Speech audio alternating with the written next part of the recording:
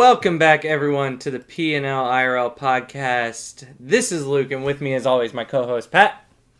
Hello, everybody. Welcome back. We are so happy that you have joined us again on this amazing episode number 7. We have a lot to discuss this week. This week's main focus, because we just finished one of them, is going to be fantasy football and fantasy football drafts, our strategies. We're not going to get super in-depth on specific players. There are a lot of great podcasts out there that will detail fantasy strategy and things like that. We're just going to give you kind of our initial impressions and our thoughts since we've both been playing fantasy football for a little while. But before we get to all that, we want to catch up with what's been going on. So, Pat, what's been going on for you lately? Oh, I am still the same at work. Very, very busy. But we have started seeing some changes happen. So I'm actually going to go to our New York headquarters Thursday this week, visit with some people, outside people, internal people, a lot of meeting, a lot of relationship building kind of stuff. Conference later in Chicago in September. So a lot of things going on, that's for sure. How have you been, man? I have been good. It was my first week back to work this past week, which is why we are recording tonight on Saturday and not on Friday, because Friday night I fell asleep at like 8 o'clock because I was just exhausted. It's been hard for me to get back into my sleep schedule. My mind says like you should still go to bed at like 11 or 12, but then when I'm trying to wake up at like 4:35 to go to the gym, that's not working out. So I'm trying to get back into my sleep schedule, which is good, I guess. I mean, I think I'm getting there. But I'm exhausted. It's been a crazy, fun, busy first week back for me. And I'm also now an assistant football coach. And in our notes, I just put ... Alrighty. Because I would describe myself, to be generous, as an armchair quarterback. I think the last time I put football pads on was when I was like 9 years old and then probably got hit once and never wanted to do it again.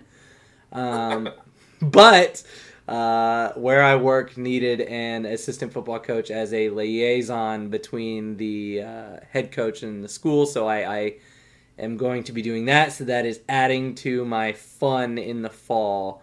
But I will say I am very excited about that. I'm very excited about this year in general for me, and I am very excited that it is Labor Day weekend because I needed to do a lot of things around my house, like yard work and cleaning up and recording our podcast. So it's nice to get a quick little reprieve after one crazy, chaotic first week, but it's been a ton of fun. Now that we've caught up on us, a lot of fun going on, it sounds like, for both of us. Let's go ahead and talk about some news around the gaming world and sports world. That's where we tend to focus, I feel like, when we hit these headlines. The first headline I wanted to bring up was that Anthem, the very hyped up EA game, is coming as a beta to people who have EA access in February. And I have EA access, and I'm not going to lie, I was thinking about getting rid of it, but now I have a reason to not. Pat, do you have EA access, and what are you thinking about Anthem? I do have EA access, so I will try out the demo. I'm a little concerned that Anthem isn't going to have a lot of genuine story content to make it interesting. So I think it's going to be a beautiful game, a great shooter, but I just don't know if it's going to have much else to it. And I maybe just haven't done enough research, but yeah, I'll definitely try out the demo. I likewise, I'm going to give the demo a shot. If I've got access to it, I might as well use it. But according to GameSpot, the release date for Anthem is February 22nd of 2019. So it sounds like we'll get the demo on the 1st, so about a month before we actually get the game itself. According to GameSpot, quote, the game is a sci-fi action RPG that casts players as freelancers who are soldiers that are equipped with javelins. These super high-tech Iron Man-like suits allow players to fly around environments and engage with enemies while completing quests either alone or with others, end quote. So that is kind of a description of the game. It looks very nice. We've seen a lot of trailers, but as we know, trailers of games don't necessarily represent gameplay. I'm really nervous about Anthem and the fact that, I want, whenever you do a multiplayer like this, if you want some other people to be involved in the session, it needs to be a very quick and easy transition. People just join into your session, they leave your session. That's one thing I thought Destiny did a pretty decent job of. Agreed. And something that games like, for instance, No Man's Sky promised but didn't deliver on until now. Several months, if not a year later after the game actually released. So I'm nervous about the drop in, drop out. The game looks beautiful, looks stunning. You're fighting these creatures in giant mechs. It seems good. I hope it plays good. I think we'll find out more when we actually get the demo. And speaking of games that have released trailers, we also have the Cyberpunk 2077. Not just a short demo or a trailer, but a 40-minute gameplay reveal. Pat, you said you haven't seen it, but what do you think about Cyberpunk 2077? I think it's an exciting, kind of interesting take on RPGs. So I know a little bit about it. I'm excited for another Witcher style game, another story based adventure game, and it's a very unique setting. So I've not been into Cyberpunk before now. Never played the board game or anything, but it's always good to see a fresh take on a good RPG because multiplayer shooters kind of tend to get old after a while. So a good story that you can just kind of escape into for a couple hours is a win for me. Yeah, I think that's what's interesting about Cyberpunk 2077. A couple things you hit on there. The fact that, it's based off a board game. That is, to me, that's something very, the developer of the game, CD Projekt Red, that's something very them to me. Right. The Witcher series is based entirely off a series of books, and it diverges a little bit, but the more or less the main plot line stays fairly close to the book series, which I've heard the book series is not that great, but because I played The Witcher, I kind of want to read them. It does, man. The gameplay, the trailer looks beautiful. I mean, it's bright, it's vibrant, but then there's also these points where it's dark, gritty. It's very based around like a futuristic society.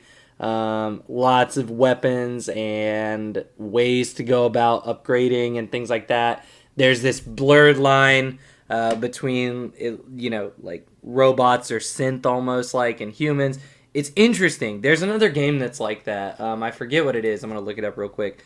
Where it kind of blurs the line between like robots and humans. But it looks very pretty. It looks very interesting. That game. I feel like you're talking about Fallout 4 is the closest thing I can think of. It's Detroit Become Human is the game title. Detroit Become Human. Detroit Become Human. That's a game that, again, kind of low on the radar, I feel like, when it was released. But, if you follow any streamers or like, I'm a big fan of Ray, formerly of Achievement Hunter. I watch his streams. He did a playthrough of that game, and I want to watch it because I really, really want to play this game, but I want to see it first to make sure I want to buy it. But Detroit Become Human is apparently quite good, and it kind of reminded me in some ways of this Cyberpunk 2077. But there's so much going on. There's so many elements of it. To me, it had elements of like Sunset Overdrive. It had elements of like a Fallout 4-esque game. It just looks very interesting. But you can also see those components of The Witcher, that like quest-based, that you're focusing on the story. So I'm thinking CD Projekt Red is going to do us right with this. I'm really, really hoping that this is a really good game because CD Projekt Red with The Witcher 3 was amazing. And this game has a ton of potential. So there's that. And so lastly, in gaming news this week, Doom. This is just kind of a fun one I saw on PC Mag, PC Gamer Online. 24 years later, a speedrunner has found the last official secret of Doom 2. So 24 years after this game's release, this guy found a way to basically access a secret area without cheats. Now, people had known about this secret area. They knew it was there, but they had used cheat codes or cheat ways to get there. This guy did it legit in the game. And John Romero actually confirmed that he did it. And that's pretty intense. Pat, what are your thoughts on 24 years after a game's release? We finally understand all the secrets. I mean, I gotta be honest. That is very, very cool that people are even playing the game 24 years later. For real. Let alone finding something new in the game.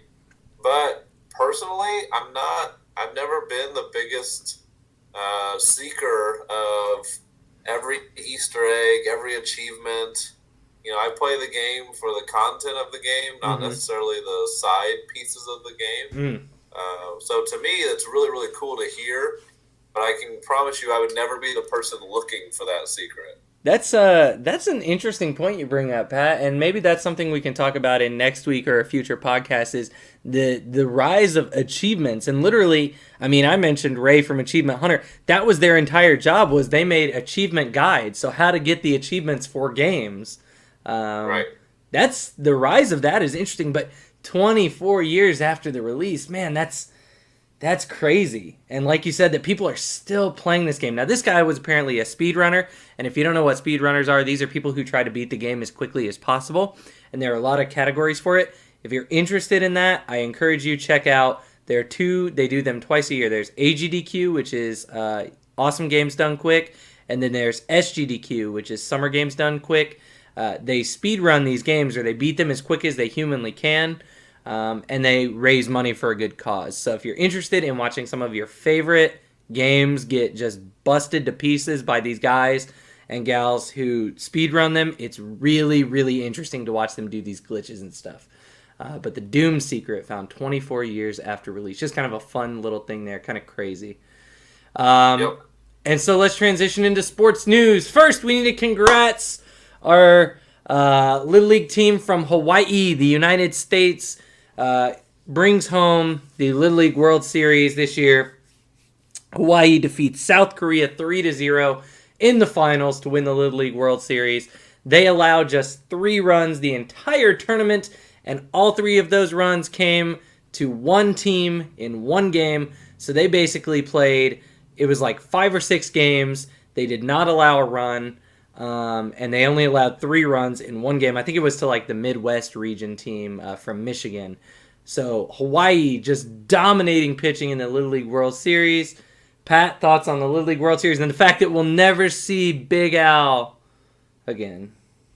I mean, I'll be okay that I haven't seen Big Al again. But, you know, the Little League World Series is just, they're so impressive how good they are. So when I watch, I think, you know, shoot, I don't even know if our high school team could beat these kids. Like, right? What is happening in some of these cities and states that their 12-year-olds are 6 foot tall and throwing like 80 miles an hour? I don't understand how they even get that good. It's crazy. And just for one more time, I will throw out a little nugget of Big Al information because I did see this a few days ago. Big Al actually got to go to the Yankees facility, meet with Giancarlo Stanton, and hang out with him and talk about crushing home runs with the major leaguer. So good for him, good for those young men, good for any young athlete involved in the Little League World Series. Young men, young women, very good. They did a great job, and congrats again to Hawaii. So up to the big leagues then in NFL news, Khalil Mack just got paid insane amounts of money because he got traded from the Oakland Raiders to the Chicago Bears, and then the Bears immediately turned around and paid that man for a 6-year contract extension. He is the highest paid defensive player in NFL history according to ESPN.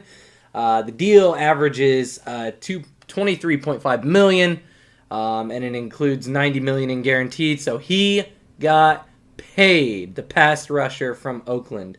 And the Bears in return, so the Bears trade, the trade actually looks like this. The Bears trade 2 first-round picks in 2019 and 2020, and this is according to ESPN, as well as a 3rd-round pick in 2020 and a 6th-round pick in 2019. So the Bears are basically giving away picks. In return, the Bears get Khalil Mack, and they also receive a 2nd-round pick in 2020 and a conditional 5th-round pick in 2020. And there is some funny news happening around this, Pat, with the fact that there's a certain game that wouldn't even let this contract slip through.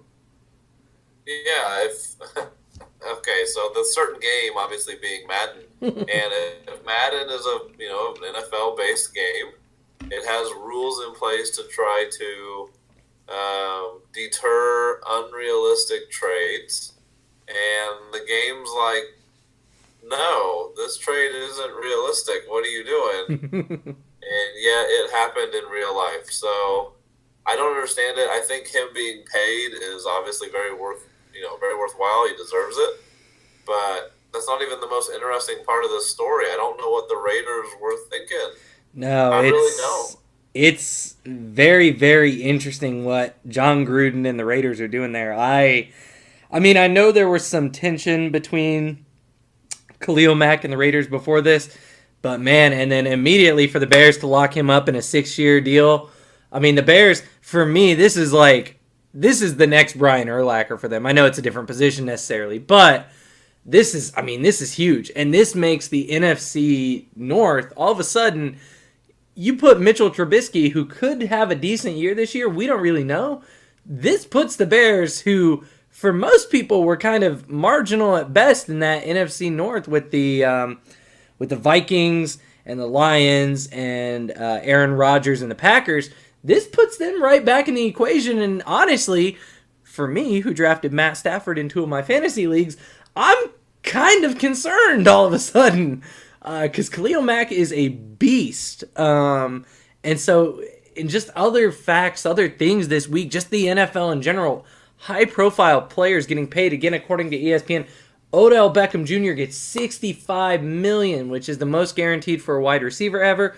So Julio Jones, you best believe next year is going to want to get paid after he restructured his deal with Atlanta this year. Aaron Rodgers, $103 million, most guaranteed money on an NFL contract. Aaron Donald earlier in the week with the Rams got paid, but then Khalil Mack gets paid even more than him in this most recent deal. So it has been a record-breaking week in the NFL for contracts of people, money being tossed all around the place.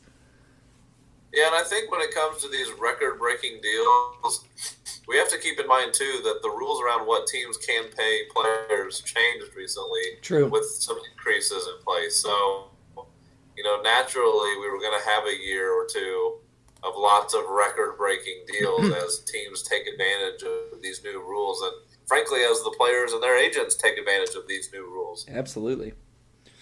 It's the NFL has been very interesting this offseason, and that one, not far before the season begins, very, very crazy. And definitely, like I said, in my opinion, changes the landscape of the NFC North in some ways.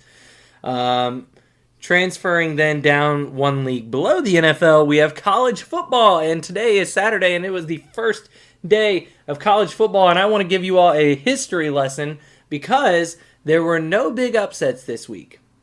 But yet, necessarily. I mean, if you consider Auburn a 10 beating Washington a 6 a big upset, but look, No. Auburn's in the SEC, Washington's in the Pac-10. I live in the South. A lot of people were already saying, like, look, Washington's overrated.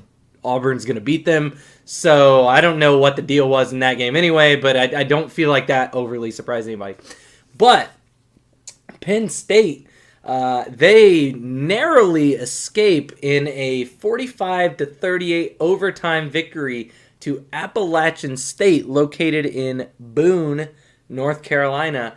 And if the name Appalachian State sounds familiar, Pat, there may be a reason. Are you familiar with that team by any chance? I am. So there's a few things that come up every year, and this is one of them. So in 2007, Appalachia State actually upset Michigan in their first game of the season. So Michigan actually paid Appalachian State $400,000 to come play them. So the idea being that Michigan can bring in a lower tier team, basically with a nice scrimmage, get the year started right with a win. And they came in and they put their foot down. They did what they had to do, and they won. It was unbelievable. So Michigan was a top-ranked team. They were suddenly not even in the top 25. And this game was so lopsided that Vegas didn't even offer a betting line. I mean, no one assumed there was any chance that Michigan would lose. And what did they do?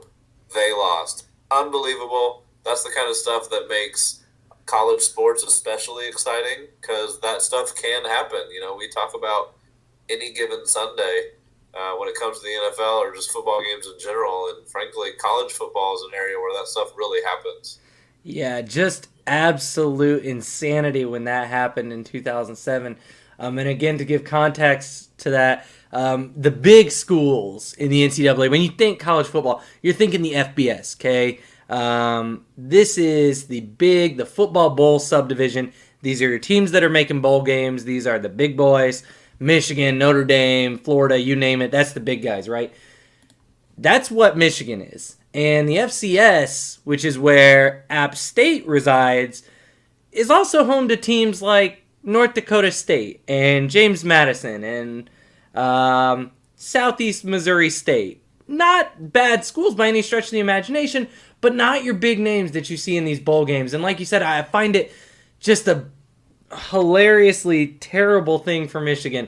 You pay this school $400,000 to come beat you because you think, oh, this is a steamroll. We're gonna beat this team. This is like a warm up game. We're playing our practice squad. Okay, we're playing. That's what we're doing. Yep. Okay, we're paying them all this money, and Michigan got thumped in the Big House in Michigan. I actually remember watching this game in 2007, and it was just stunned. I mean, and the people that I was with weren't even Michigan fans, but it was just like jaw drop. It was like, that did not happen. And so it was only the second time in history that an FCS school had beaten an FBS school. And heaven forbid an FBS school in the top 25, let alone the top 5. Just insanity, Appalachian State in 2007. And they almost did it again today to Penn State, but they did not. Penn State wins in overtime. And then there's other things going on in college football right now. You have, of course, Alabama rolling in their first game. So the Tide are rolling right along. They're rolling over Louisville. You have some other closer games. And then, Pat, you're in my alma mater of Indiana. They are currently in a battle with FIU, and just check the score on that real quick. Indiana is up 38-28 with 6 minutes left in the fourth, so it looks like the Hoosiers will get out with a victory, though FIU did just score a touchdown, so you never know in these games, but that touchdown did make it 28-38, so Indiana up by 10 with 6 to go. You never know with Indiana football. That's always the fun, I suppose, or maybe not so fun. The best closing team. No. They do have a new quarterback, though, so we wish Indiana the best of luck. So let's come to our main topic. We spent a lot of time on that intro stuff, but it was very interesting, very fun. Let's talk some fantasy football. And I thought, Pat, since we just finished our league's draft, I thought we would talk some strategies. Now, to give context, our league is a very small league. This league is an 8-person league. Obviously, if you have a 10-person league, a 12-person league, you're going to want to change your strategies a bit. In an 8-person league, the depth is much easier to attain. You're not going to be reaching for picks in the third and fourth rounds. There are going to be much more availability of players just because of fewer people drafting. But Pat, you have some strategies for fantasy football you want to talk with us about? I mean, my main point in fantasy football tend to come from availability of players. I don't care so much when I draft. So if I have the first pick, the last pick, somewhere in the middle, got it, great. I think what I focus on is the fact that every position has a few tiers of quality, right? Mm-hmm. So when you start looking at running backs, you notice that ESPN, maybe their projections have 4, maybe 5 running backs that are clearly at least more utilized than everyone else. And then there's another group of definitely solid running backs. And then there's, this large group of running back by committee players where there's probably one that gets a little more work than the other, but You could probably take either one and get similar results. So that being said, my first pick is usually in the running back arena, just to try to grab one of those top 4 or 5 players. And then in the wide receiver realm, again, there's 2 or 3, 4, 5 players that are clearly a step above everyone else. So Antonio Brown, Julio Jones, there are some players you want to try to get, and then if you don't get another wide receiver for a while, great, because they kind of tend to become the same to a certain extent. So that's what I focus on, trying to grab those players that are in that top tier. And if I struggle to get a second one, that's okay. I feel like I have one solid one. So this year in our league, I had the 7th overall pick out of 8. Okay. And when it got to me, Alvin Kamara was still available. So I have from 2017 an absolute top tier running back. He's projected to do well this year. Mark Ingram's actually out for the first 4 games, so I'll probably get my best productivity early in the season when he's by far the primary running back. Yeah, definitely. Where do you start? That's a great question, Pat. So for me, it all starts with, what are your league's rules? So, for instance, most fantasy leagues now are what they call PPR leagues, which are points per reception. Sorry, and what that does is it tries to make receivers more relevant.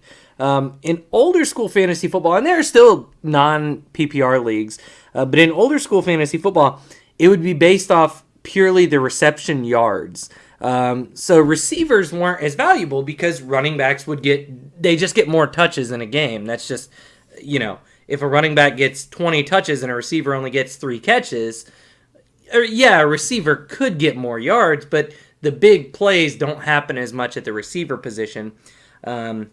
Whereas a running back, if they're just pounding out 4, 6, 7 yard runs, that'll add up real quick. So PPR leagues were a way to try to balance receivers, and that's what most of them are. So what you'll do is, for every reception, then, not only will you get the yardage, like in our league it's 0.1 points per yard, but it's also you'll get 1 point because that person made a reception. So that tries to make receivers relevant. So it's important to know what kind of league you're in, if you're in a PPR or a non-PPR league. And like I said, I feel like most leagues nowadays are PPR just to make those receivers more relevant. My biggest strategy then, I put on our notes, wide receiver and running back only. So for me, my mindset is very, very simple. In the first, I'll say 4 to 5 rounds, I am getting the best available running back and wide receiver that I can while maintaining and checking their bye weeks. So in most fantasy leagues, you're running 2 running backs, 2 wide receivers, and a flex. So that, in essence, gives you a potential. A flex position could be a running back, a wide receiver, or a tight end. So that, in theory, could give you either 3 running backs per week or 3 wide receivers per week. That is a lot. You're only, in most leagues, going to start 1 quarterback. So I'm not even thinking quarterbacks. I'm not thinking tight ends unless it's Gronkowski, because Gronk is Gronk. The only thing I'm thinking about is wide receivers and running backs. And this year, I have numerous leagues. This year, I thought it would be interesting to compare these two. So the league I'm in with you, I drafted first overall, which is actually not something I usually like to do. I prefer to draft in the middle or the back, because in snake drafts, you go 1, 2, 3, 4, 5, 6, 7, 8, and then the person who drafts 8 gets 2 back-to-back picks, and then you go 7, 6, 5, 4, 3, 2, 1. So if you're drafting first, like I did, yeah, you're going to get that all-star stud player in the beginning, but then you're going to wait 22, 23 picks until your next pick, and that can be a long wait. So what I found this year in our league, I drafted first, and there is just this elite group of running backs. And in PPR, when I'm looking at running backs, I also want to think about a running back who makes a lot of plays in screen passes, who comes out of the backfield and then runs a passing route a lot of times. So according to ESPN, they have their rankings as Le'Veon Bell's number 1, Todd Gurley is 2, David Johnson is 3, and those are their running backs. Then they actually have Zeke Elliott at 4, and then the number one wide receiver, Antonio Brown, at 5. Then you go back to 2 more running backs, and then we jump into receivers. So you're talking Kamara at 7. That's where ESPN had him ranked. I took a risk here. So instead of taking Le'Veon Bell, like perhaps I maybe should have, according to ESPN, I took Todd Gurley, just because I know Todd Gurley for the Rams has a history of catching passes out of the backfield. And every time he catches one of those passes, even if it's only for 3 yards, he's getting a point. So that's guaranteed points, which is why Todd Gurley right now is projected at 20. Now, the guy I'm playing this week, conveniently enough, had the second pick. So he took Le'Veon Bell. ESPN, according to them, I'm looking at the matchup right now, they have Le'Veon Bell projected at 21.4 points and Todd Gurley projected at 20.8. So they like Le'Veon more than Todd Gurley. I like Todd Gurley more just because Pittsburgh has a lot of other weapons. So do the Rams, but you also have to think about the team that this person plays on. Is their focal point your player? So for you with Alvin Kamara, for the first 4 weeks, you're right. He is their focal point. With Mark Ingram out, suspended 4 weeks, he is their focal point at running back. But they also have Drew Brees. And now their receivers aren't nearly as good as they used to be, but they still have Drew Brees, and Drew Brees is known as a gunslinger. I mean, the dude throws the ball.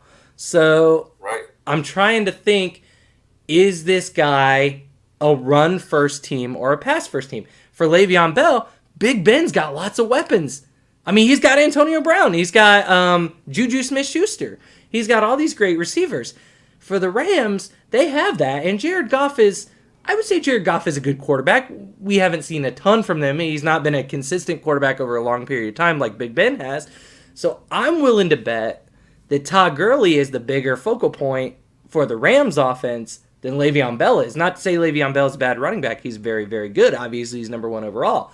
But you have to think about that too when you're looking at your players. You have to think about, okay, how is this person going to be utilized?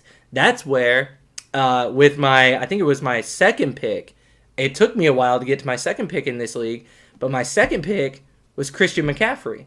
Why? Because he's a running back who catches the ball a lot. I mean, he is very big in Carolina's passing game, and every time he catches one of those, that's 1 point. So for me, that's a big upside. That was a lot. Do you want to share any thoughts? I just like rambled on for a few minutes, got a lot more detail than I thought I would. You want to share any thoughts on that? No, I mean you're good, man, and you are way more than I enjoy it. You don't live for it, but it's a big deal. But you mentioned to your bye weeks, so yes. I want to talk about how we pay attention to bye weeks. Mm-hmm. So if I had everything go my way, every player on my team would have the exact same bye. Mm-hmm. So I have one in the whole season where I absolutely horrible, where I just throw in the towel, lose one game, and then have all my star players play every game of the season. That would never happens, obviously. Or throw that one game and then have maximum points every other week. But what really tends to happen is I don't care about the bye week for the first probably 5 rounds. Mm-hmm. And then when I start picking flex and bench players, mm-hmm. It really moves into, okay, now I kind of want somebody who will be able to play when Alvin Kamara is on bye. Now mm-hmm. I need a running back who can step in and get me a handful of points. Mm-hmm. Since this is a small 8-person league, mm-hmm. there's a lot of people on the waiver wire. I mean, hell, the waiver wire could probably beat some 12-team fantasy teams. I'm going to go ahead and tell you that Dak Prescott is still in the waiver wire. Yeah. So I'm looking at it right now that you mentioned that. Dak Prescott, that tells you how low this, and I was all hyped because I was like, oh, I got Kirk Cousins as my backup quarterback. That's awesome. But now I'm looking at the free agents and I'm like, man, Dak Prescott's still there? And you could just pick him up and then drop him when you don't need him? Like, that's insane. I mean, Marcus Mariota's sitting there, so. To me, that's actually more fun. I like having a stacked team. I like the decision from the waiver wires to be a little more easy, a little more confident. 12-team leagues, you go to the waiver wire, you have to like really know the players or do some research to figure out which third string should I pick up for 1 week. Mm-hmm. That's not as fun for me. I don't like to get into that level of detail. So this waiver wire is great. But what I also did in this league, since it's only 8 people, Mm-hmm. I know my competition. Mm-hmm. So there's a few people in our league who don't watch a lot of football. Right. There's a couple people who watch it a lot, but probably don't understand it as well as they should for how much they watch it. And then there are some people, yourself, Joe, I'd consider myself close, that I get both of it. I get all sides of it. Mm-hmm. I can do the research. I can figure out at least who's going to be more likely to do really well. Mm-hmm. I can't make a career off it like Matthew Berry or anything. But, I wish. So what I did, though, is I used that to go, I grabbed a tight end a little early because there's only 3 that are probably really worthwhile. Gronk, by far. Mm-hmm. Travis Kelce's way up there. Mm-hmm. Greg Olson's always consistent Mm-hmm. and well utilized. And then after that, it doesn't matter. So I went and grabbed one of them early because I wanted one of those top 3. Right. I grabbed a quarterback a little early because, again, there's 3 or 4 that are probably definitely going to have better years than everyone else. Right. So I went and grabbed one of them. Then I didn't worry about another one for a while. So I basically made sure I filled out my starting lineup. Then I went to your strategy of running back and wide receiver only. Mm-hmm. And I really wanted to make sure my starting team was as solid as possible. So I did reach a little when it came to quarterback and tight end. Mm-hmm. But, I mean, based on the league that we're in, Mm-hmm. and knowing that there's only a few people at each position that are worth a damn, I went and got them. Now, I want to talk to you about that because I'm actually looking at your team right now, and I'm seeing 3 tight ends on your roster. So your starting tight end is Greg Olson. You also have waiting in the wings Jack Doyle and Charles Clay. Is there a reason you drafted 3 tight ends? I'm just curious. The Charles Clay one, I forgot I drafted Jack Doyle, so I just thought I needed a second. Fair. Fair. I was curious about that. I was like, I don't usually see too many 3 tight end rosters. I was like, is this guy going to go flex tight ends? What are we doing here? I mean, I picked Jack Doyle up because he's going to have a decent year. Yeah. And he'll have a different bye week than Greg Olson, so Mm-hmm. I'm set there.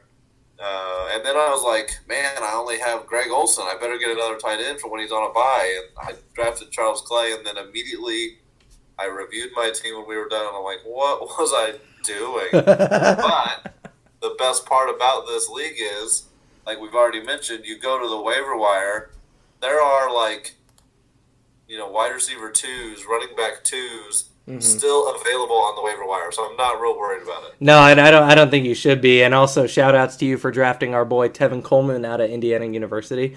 Yeah, dude. Yeah, for real. I will say, too, I think some people get a little concerned when they see that questionable mark next to the player. Look, questionable in the preseason to me doesn't mean anything.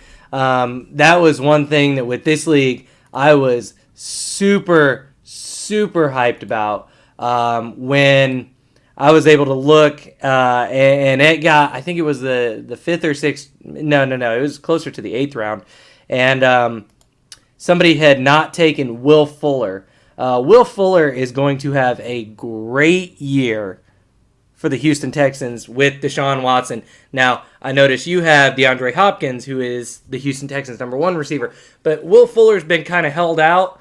But this, to me, I mean, you got to look for these things. These are what we call sleeper picks. So these guys who people may be avoiding and just trying to, but they're like, ooh, I don't know, he could be injured. Look, when you're in the late rounds and you're in a shallow league like this, take a flyer on that guy. And if he turns out, great. And if he doesn't, hey, he was a bench player for me anyway. And he could have just an explosive week 1 week and turn into one of the best players on my team. So that's why you see my entire bench is wide receivers, running backs, and then Kirk Cousins. Right. In shallow leagues, that's another strategy. 8-person leagues. Don't draft a backup defense. Don't draft a backup kicker. Just go pick one up off the waiver wires when you're in the. I would even say I don't have a backup tight end. Don't draft a backup tight end unless you really need one. I mean, unless you really want that elite. My tight end is Delanie Walker. I'll run through my team real quick. So my starting team right now is Drew Brees, Todd Gurley, Christian McCaffrey, Keenan Allen, Stephon Diggs. I was torn between him and Adam Thielen. I took Diggs just because I think he could have a bigger year. Delanie Walker, Alex Collins, running back out of Baltimore, Texas defense, Matt Prater. On my bench, I have Jordan Howard, who is a starting running back for the Bears and is going to have a great year. Jarvis Landry, Duke Johnson, Marquise Goodwin, Chris Carson, running back from Seattle, Kirk Cousins, and Will Fuller. That is my lineup. So you can see I went very heavy running back and wide receiver just to try to make sure that in my bye weeks, I mean, everyone on my bench I'm looking at right now, every single player on my bench is projected to score 10 or more points. That's what I was banking on, and that's what I'm happy to see. What's your team looking like, Pat? I didn't get to run through your whole team. So my quarterback is Russell Wilson. And he was the highest ranked and most points last year for a fantasy quarterback, just for the record. Yep, so I grabbed him a little early. Yep. Like I said, I was looking at Tom Brady, Cam Newton, Russell Wilson, Aaron Rodgers. If I didn't get one of those four, I wasn't going to be overly concerned. But if I could, I wanted to grab one, so I did. Mm-hmm. Alvin Kamara. Mm-hmm. The start of the season is going to be incredible. Oh, yeah. I think when he improves his success, Mark Ingram's going to get some time, but not near as much as last year. Well, and just like we said with PPR leagues, he's the pass-catching back. He's the electric player who comes out of the backfield on a screen and gets Drew Brees, hits it to him, money. Yep. I went and grabbed LaShawn McCoy. He was available. Actually, I remember getting him a little later than I expected to. I think it's like you said, they saw that Q next to his name, and they're like, oh, better not draft him. Mm-hmm. So I think he's one of the only reasonally talented players on Buffalo. So you are correct. He's going to get a hefty amount of work. So that's a pretty sure thing. DeAndre Hopkins, you mentioned, he's incredible. Mm-hmm. Deshaun Watson's back. It's only going to help. He was the number 2 wide receiver last year. Mm-hmm. And so I have him, Devontae Adams, Aaron Rodgers, best quarterback ever, maybe, debatable. Sure. He's the one catching most of the balls now in Green Bay. And he's had a solid preseason so far. So, let's see. Greg Olsen, tight end. Again, one of those players that I just wanted to grab real quick. Mm-hmm. If it's not Gronk, Kelsey, or Olsen, it's not quite as important. Nope. So I went and grabbed one. Allen Robinson is my flex right now. He's in Chicago now. Mm-hmm. I remember having him when he was in Jacksonville. Mm-hmm. Struggled with injuries a little bit, but he's young. Mm-hmm. He's on a team that's with a young quarterback. They've upped their defense. Mm-hmm. So I think they're going to be exciting, and they're going to try to go get some points. And he's clearly the number 1 option right now. Mm-hmm. And ESPN says he's a safe wide receiver too, and he's my flex. Mm-hmm. So that to me that's a win. Yeah, definitely. I grabbed the Jaguars defense a little early. I just like the idea of having probably the league's best defense for most games of the year. Mm. My kicker is Chris Boswell. Pittsburgh's going to be scoring the ball or getting close. So, I mean, kickers, for the most part, the only thing I look for when I pick a kicker is, does their team's offense have reasonable efficiency? Mm-hmm. Because as long as you're getting within field goal range, you're going to be kicking the ball. Right. It's fine. If you're scoring a bunch of touchdowns and getting in field goal range, even better. That's what Pittsburgh does. Absolutely. So, some of my bench players, I won't go through them all, but the ones I'm interested in are Josh Gordon. Mm-hmm. I picked him just as kind of one of those flyers, one of those sleeper picks. Let's see if he can come be everything he was supposed to be a couple years ago before he got into trouble. Robbie Anderson. Speaking of trouble. Yeah. Well, Robbie Anderson's going to have some trouble, so we'll see how his legal issues play out. Yeah, we'll see how it goes. Unfortunately, he plays for the Jets, which yeah. is not ideal for any fantasy player. I don't know who their quarterback is right but- now. Right. But if they figure out what's going on, he's going to have a good year. It's And true. If I never play him, I'll drop him and get someone else. Yeah, No big deal. right. And then I picked up Phillip Rivers, so I think he's turning 82 this year. But, And he's Chargers- still not going to win a Super Bowl. he's still not going to have a Super Bowl. Never. But the Chargers are supposed to have a great year, and he's clearly the quarterback. He's going to be all season.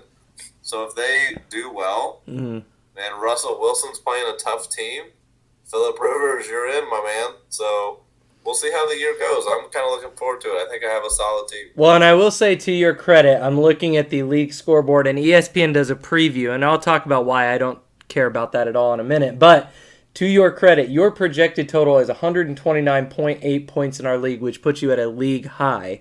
And also, your wife, Kelly, who is in the league, she is at 126.6 points. So she is the second highest. That is then followed by one of our friends, Brady, who is 126, and then me at 124. But let me explain why I don't care about the ESPN previews. So what ESPN preview does is they project how many points your player is going to score. I am going to tell you that is pointless. It makes sense because you can kind of get an estimate of what this person's going to do.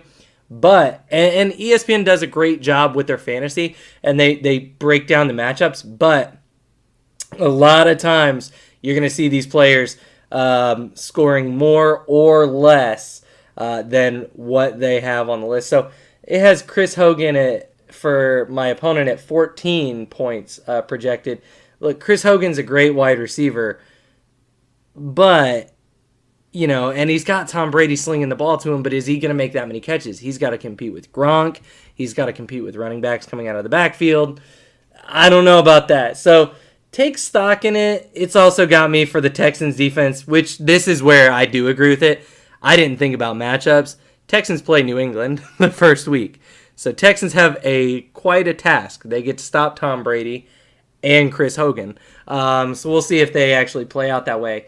But it breaks down the line for you. So I'm a 1-point underdog right now. But that always ends up going by the wayside. There have been weeks in fantasy football where I've been projected to score 125 and I score 80. You just can never tell. And that's where any given Sunday comes in. So it's nice that ESPN does that, and I see why they do it. They give you the projection so you can adjust your lineup and stuff. But, man, that's so hard. And so speaking... I go ahead. I think those projections are directionally important. Yeah. So it gives us an idea who is likely to do well or terrible. Mm-hmm. So if you're not an expert, you at least have an idea. Yeah. But I think it's also based on averages, right? It's true. Yeah. If a player gets out of 16 games gets 8 touchdowns, they're pretty much going to be projected to get half a touchdown every single week. Right. Some weeks they will, some weeks they won't. Maybe a couple weeks in a row they'll get 0, but then they'll get 3 one week. Mm-hmm. So for the overall average, they tend to be accurate, but that's all it is an average. Yeah. So you can have a good game, you can have a bad game. What I tend to focus on, what I like on ESPN, is they list the opponent rank. So right now, Allen Robinson is going against the 30th ranked defense at the wide receiver position. Right. Now, things change between seasons. This is based on last season. Mm-hmm. But last season, Green Bay allowed a lot of points, fantasy points, to wide receivers. Mm-hmm. It doesn't mean they are terrible cornerbacks or that they didn't win games, but on average, they allowed significantly more points to wide receivers than other teams. Right. So that makes me feel good that their defense is weak, probably in the cornerback position, the safety position, somewhere in the backfield. Mm-hmm. If I go look at Tevin Coleman, who I'm not starting, they're going against Philadelphia, which was the second-ranked defense against running backs. They don't let you run the ball, period. So there's no reason for me to even take a chance on Tevin Coleman if the Philly defense is so solid at stopping the running game. So that's what I use. I use those opponent ranks. I get a good idea if they're likely to have, it maybe ups their chances a little bit of having a good or terrible game. Yeah, oh, and don't get me wrong, I love ESPN and what they do with fantasy. It just the projection sometimes, and then what gets me so hype about it is sometimes I'll be projected to be up like 15 points, and I'll be like, oh, I got this, easy week. This other team, they don't know what they're doing, no problem. And then I turn around and some guy goes off and scores 30 points, and all of a sudden I'm getting beat by the worst team in the league. So the projections, you're right, they are useful, don't get me wrong, and it is good to see the opponent ranking. But for instance, like with my two quarterbacks right now, I got Kirk Cousins and Drew Brees. Opponent rank for Drew Brees, they're playing Tampa Bay. 19th, they're giving Drew Brees 17 points, which means my better start would be Kirk Cousins, who's playing San Francisco. They're giving him 18 points. Look, I'm always going to start Brees. I mean, unless Brees is playing, an iron wall that he can't throw over, I'm starting Brees. Just because of his track record and because Kirk Cousins is new to Minnesota and their program. That's just kind of where I am on it. So I take the projections. I'm glad ESPN does all this, and they run a great fantasy website, so please don't get me wrong on that. But it's always kind of a toss-up for me. And I think that's really the thing with fantasy in general is have fun with it. Do the best you can. Strategize. Clearly, both Pat and I have some similar and different strategies and ideas.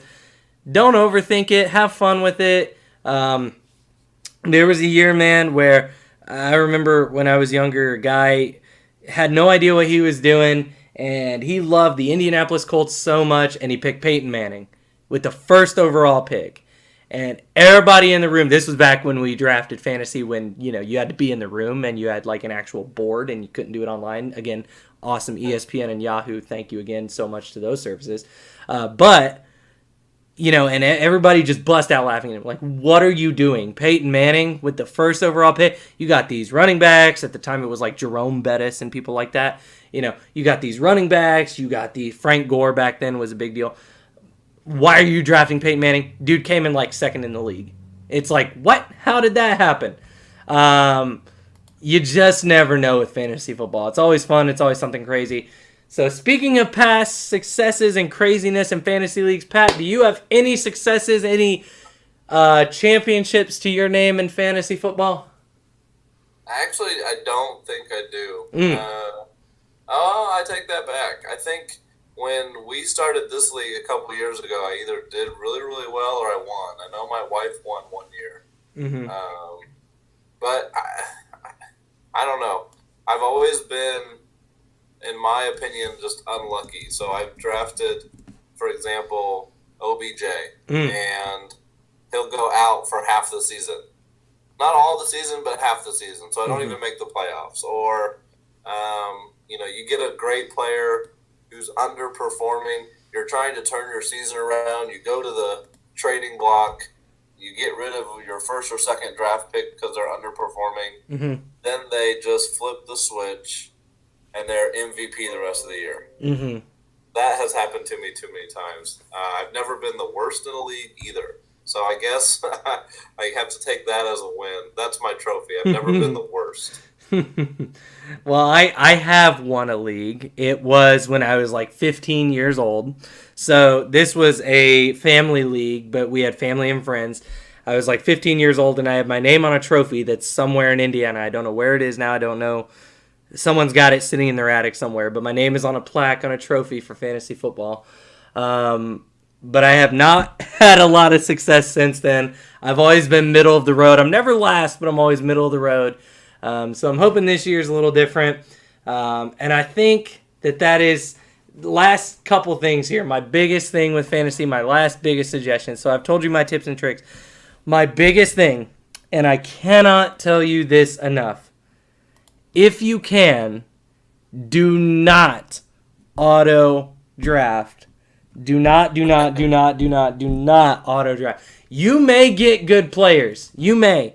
But there is also a very good chance that something happens and the site you're using can't update quick enough, and all of a sudden you end up with a player who just recently tore his ACL and is out for the year. In our current league, this just happened with the San Francisco running back, Jerick McKinnon, and one of the guys we're playing with, Kyle. You have messed up, Kyle. You have gone on auto draft. Jerick McKinnon was a questionable. Jerick McKinnon has torn his ACL and is out for the season. For heaven's sake, people, if you can, don't auto draft. 9 times out of 10, you'll get a decent team. But I'm looking at Kyle's team right now. I see 1, 2, 3, 4, 5, 6, 7 questionables. And Jerick McKinnon, who is going to score you. In fact, he's projected negative 0.1 points this week. Because he is done for the year. And obviously we hope for both Jerick McKinnon and Allen Robinson and any other NFL players who are injured in the preseason or injured during the year. We hope for a speedy recovery, but for heaven's sake, people, avoid the auto draft if you know even a vague semblance of what you're doing. And so just so we're clear, this Allen Robinson story was last year. Allen Robinson was last year. He is absolutely healthy. Sorry, Allen Robinson was last year. There was another one. Sorry, I messed that up. There was another one. Not Jerick McKinnon. Was it the Jaguars? It was not Jalen Strong. Who was it? Marquise Lee. Sorry, it was Marquise Lee. I apologize. It's not Allen Robinson. Allen Robinson is healthy this year. It was Marquise Lee. Marquise Lee is out for the season this year in 2018. Allen Robinson was last year. Allen Robinson is now also on the Bears, so that was irrelevant. I just looked that up, and that was what popped up. It was Allen Robinson, but it was Marquise Lee, who is the Jags, supposed to be one of the Jags' best receivers this year. He is now out with the torn ACL, so Marquise Lee done, not Allen Robinson. I apologize for that. Yeah, no, fortunately, Marquise Lee got his injury long enough ago that websites like ESPN were updated too. So yeah. He was listed as IR, but if you had a draft that was the week he got injured, last week, there was a good chance he was still kind of up the board. So yeah, it was last week that I did that draft in that league where auto drafted Marquise Lee. Sorry, not Allen Robinson. You have Allen Robinson, and he's now in Chicago, and he's poised for a big year after coming back from his injury in the previous year. So don't auto draft. That's the moral of the story, and make sure you know which Jacksonville receiver got injured for me. So, Pat, final thoughts on fantasy football. Like I said, have fun. Don't auto draft. Do the best you can. And it's a game, so enjoy it. Try to strategize, but obviously if you overthink too much, you won't win anyway and you won't have any fun. That's my thoughts on fantasy. What are your final thoughts on it, Pat? Final thoughts. You never really know what's going to happen, so go with your gut. Like we said, don't overthink it. Thank you all for listening. Just as a reminder, we are on Facebook, P&LIRL. We're on Twitter, PLIRL1. Check us out, follow us, comment, let us know what you thought of the show. Tell us what you think we should talk about on future episodes. And just definitely communicate with us. Reach out to us. Join our Discord. However you prefer to communicate with us, we will figure it out. Definitely. Luke, what are we talking about next week? Next week is just as passionate of a subject as this week, albeit in a different manner. Next week is DLC talk. That is downloadable content. What DLC is it's additions to games. Now, in a world pre-internet, this was not necessarily a thing. When you purchased the game, it was the whole game that the developers had created. Now, we live in a world where you can download new content, and some developers do it really well, and some developers don't. And in some ways, sometimes people have questioned if they're getting the whole game. And the reason we're going to talk about that for next week is because I intend to buy Destiny the Forsaken DLC. Pat, you don't. That kind of ties into why we would versus why we wouldn't. And we'll see, because Destiny is one of those games that some people are like, you're hiding this content, Bungie. What are we doing here? I'm a Destiny lover. I want to see what it's about. I have faith. I want some more Destiny story. I'm dying for the lore. But is that the best way to handle video games where we are? Some games do it purely cosmetically. Some games where you just get like in-game rewards and it just adds to the game, but doesn't necessarily benefit you. Some games will not release parts of a story or will release different aspects of the game afterwards. So DLC talk next week. Pat, I'm really looking forward to that conversation. I'm excited. Anytime we talk about video games or work, I'm on board. Well, we said this podcast was going to be shorter, but we've now run up to the hour mark, so it is time for us to go. I know, right? Please make sure you follow us again on all our social media that Pat mentioned, Facebook, Twitter. Join our Discord. We'd love to chat with you and have you potentially guest on a future podcast. We look forward to seeing you guys next time. See you then. Adios.